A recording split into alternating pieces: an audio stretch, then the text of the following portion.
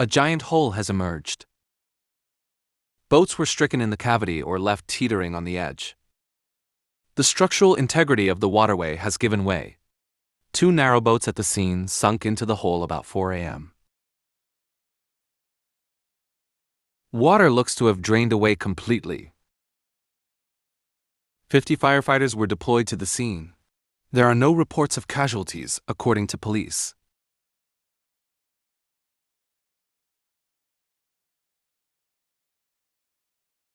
People who lived on these boats said they were alerted to a problem by unusual noises, with some in the area fearing an earthquake.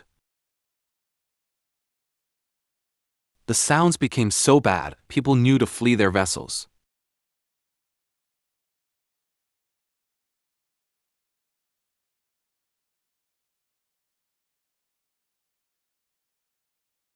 The Canal and River Trust blamed the issue on embankment failure. The embankment was a man-made one and designed to hold the canal up, which it's done for over 200 years.